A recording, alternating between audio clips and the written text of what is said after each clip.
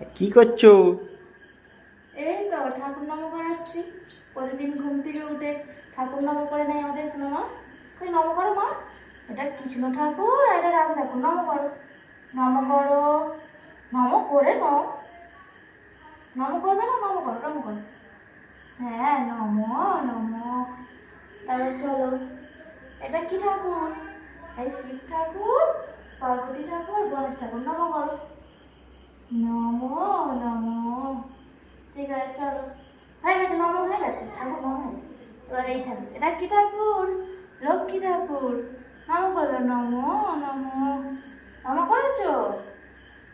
নম হয়েছে তো? চলো, ভালো করে দেখছে দেখো। নম করেছো মা? কি আবার নম করতে দাও? নম তো করলে আবার নম করবে? নম করো। নম নম। তুই কতবার নম করলে? আবার তো নম করলে।